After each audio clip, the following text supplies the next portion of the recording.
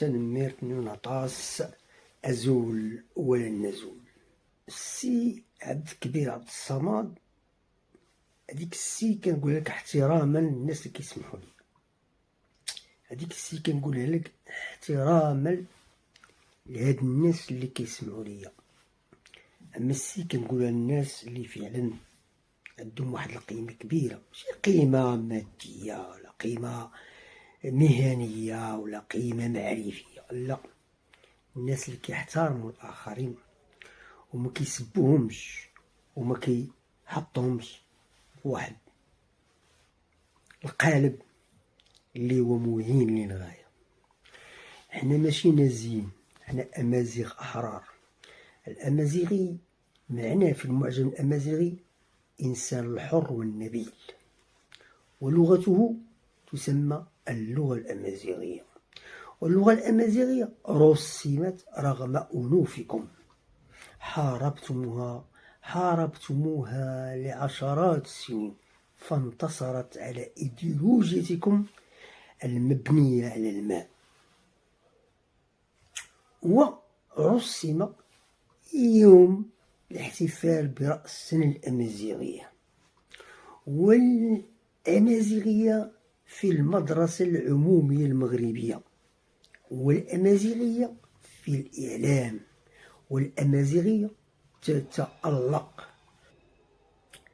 الغريب هو يخرجوا ناس عندهم شهادات عليا، ناس عندهم تاريخ في النضال، سواء كان نضال فعلا نضال مؤسس على الواقع ديالنا وعلى التاريخ ديالنا، أو نضال افتراضي وهمي يحلم بالقارة السادسة أو بعالم افتراضي سموه عالما عربيا.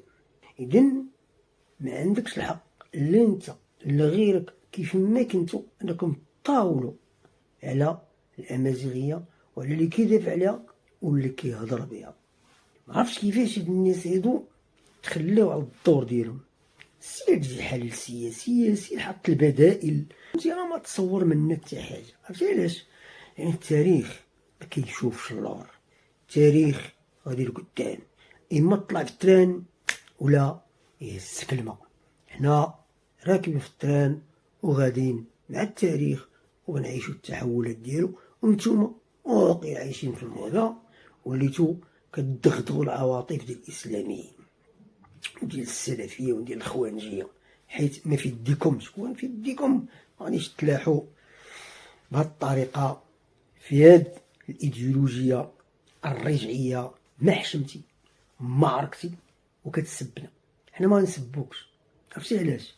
حيت المصير ديال الايديولوجيه ديالكم معروفه، والهزائم هو الثابت في التاريخ ديالكم، ما عمركم انتصرتوا. كنتي فعلا جري وعندك الشجاعه الادبيه والسياسيه، هضر على مفتي القدس اللي مشى دار يدو في يد النازيه باش يساهم وباش يشجع على تصفيه واحراق ديالنا. كنعرفوا بين الصراع ديالكم سواء الايديولوجيا القومجيه او الاسلامويه بمختلف مشاربها او بمختلف مذاهبها وفصائلها، انها عندها صراع عقائدي مع اليهود. بلا فلسطين بلا القدس، واخا ما يكونش اسرائيل ما يكونش حاجه، اليهود عندكم معهم صراع عقائدي. يوزنون تنمير نعطاس، هادشي كتهضني ختمنا وكلشي. تحية طيبة وإلى فرصة قادمة إن شاء الله.